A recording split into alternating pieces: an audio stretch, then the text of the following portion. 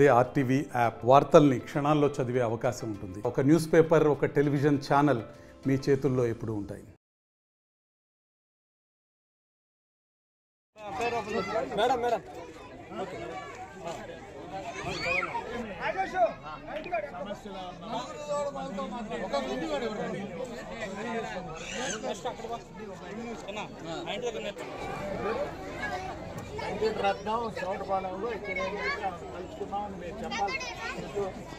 అందరికీ నమస్కారాలు. మన గౌరవ ముఖ్యమంత్రి వర్యులు నారా చంద్రబాబు నాయుడు గారి ఆదేశాల మీదట సుపరిపాలన తొలి అడుగు అనే కార్యక్రమానికి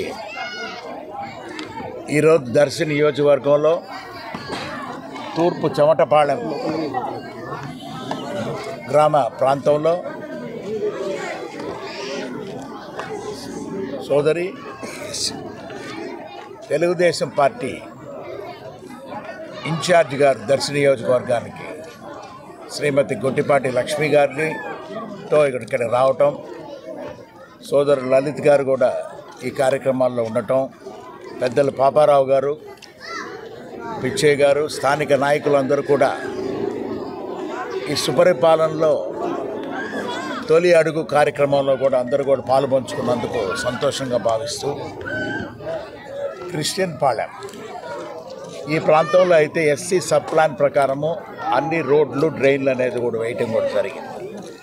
ఒక సంవత్సరం కాలంలో ముఖ్యమంత్రి గారు చేపట్టిన కార్యక్రమాలన్నీ కూడా ఈ సుపరిపాలనలో తొలి అడుగు అనే కార్యక్రమం అంటే ఎలక్షన్ మేనిఫెస్టో సమయం ఉన్నప్పుడు ఎలక్షన్ సమయంలో సూపర్ 6 అని 6 పథకాలు ఏంటంటే ప్రజలకు ఒక నమ్మకం కలిగించేటట్టుగా వారు చెప్పి 6 పథకాలని ప్రభుత్వం వచ్చిన తర్వాత అమలు చేస్తామని, అదేవిధంగా అనుకున్నట్టుగా కూడా ఎన్డీఏ కూటమి జనసేన గారు పవన్ కళ్యాణ్ గారు, బీజేపీ ప్రధాని గారు మోడీ గారు అందరూ కలిసి కొన్ని నిర్ణయాలు చేసుకొని సూపర్ 6 స్కీమ్స్ అనేది కూడా అమలు చేయటం అనేది ఒకటిగా కూడా రావటం చూసాం.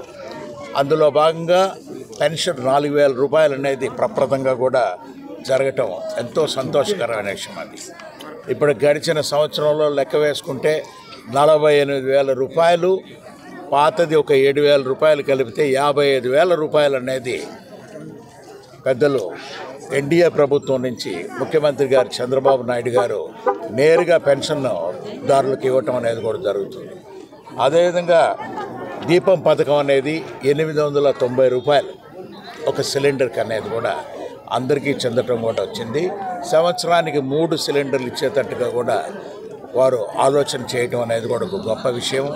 ఇక తల్లికి వందనం అనేది మొన్ననే జరిగిన కార్యక్రమాన్ని స్కూళ్ళు ఓపెన్ చేస్తున్నప్పుడు తల్లిదండ్రులందరూ కూడా ఏ విధంగా పిల్లలని స్కూళ్ళల్లో చేర్పించాలని ఎంతో మనోవ్యాధితో ఉన్న సమయంలో 13,000 రూపాయలు అనేది ప్రతి విద్యార్థికి ఇవ్వాలి. ఎంతమంది పిల్లలు ఉండినా కూడా ఆ కుటుంబంలో ఇప్పుడే చూసాం, ఒక తల్లికి 4 ఆడపిల్లకాయలు ఉన్నారు, వారికి 13,000 రూపాయల లెక్కన వచ్చిందనంటేనే ఎంతో చాలా సంతోషంగా ఉన్నారు వారు. కూటమి ప్రభుత్వం అధికారంలోకి వచ్చినప్పటి నుండి గౌరవ ముఖ్యమంత్రి చంద్రబాబు నాయుడు గారు, డిప్యూటీ సీఎం పవన్ కళ్యాణ్ గారు, నారా లోకేష్ గారు సంక్షేమం, అభివృద్ధి సమపాళ్లలో చేస్తూ మన రాష్ట్రాన్ని ముందుకు నడిపించడానికి ఎంతో కృషి చేస్తున్నారు. ఎలక్షన్ హామీల్లో ఇచ్చిన వాటిని నెరవేర్చుకుంటూ సూపర్ 6 హామీలను ఇవాళ సుపరిపాలనలో తొలి అడుగు కార్యక్రమంలో భాగంగా పెద్దలు గౌరవనీయులు ఎంపీ మాగుంట శ్రీనివాసరెడ్డి గారితో పాటు చౌటపాలెంలో గడప గడపకి మేము కార్యక్రమం చేపట్టాము. ప్రతి ఒక్కళ్ళు ఎంతో సంతోషంగా ఉన్నారు.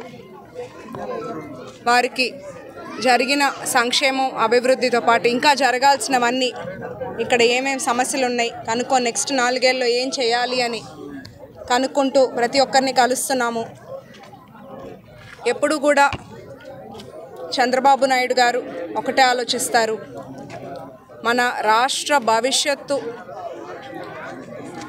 సూపర్ 6 హామీల్లో మొదటిది ప్రతిష్టాత్మకంగా తీసుకొని పెన్షన్ని 3,000 రూపాయలు ఒక్క నెలలోనే 4,000 రూపాయలు చేసి, అంతేకాకుండా గత బకాయిలు కూడా కలిపి ఫస్ట్ నెలలో 7,000 రూపాయలు ఇవ్వటం, అట్లాగే ఉద్యోగులకు 1వ తారీఖే జీతం ఇవ్వటం, పేదల ఆకలి తీర్చే అన్నా క్యాంటీన్లన్నింటినీ స్టార్ట్ చేశారు.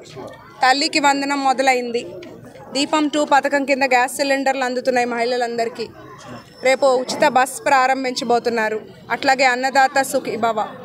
అంటే ప్రజలకు ఒక మాట ఇస్తే దాన్ని వమ్ము చేయకుండా, ప్రజలు మన మీద ఉన్న నమ్మకాన్ని మనం వమ్ము చేసుకోకుండా పనిచేయాలి. బాధ్యత కానీ ఒక డిసిప్లైన్తో పార్టీని ముందుకు తీసుకెళ్తున్నారు.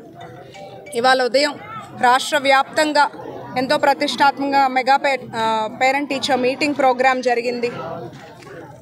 రాజకీయాలకు అతీతంగా విద్యా వ్యవస్థను బలోపేతం చేయాలి, పిల్లల భవిష్యత్తు కోసం చేపట్టారు ఆ ప్రోగ్రాం.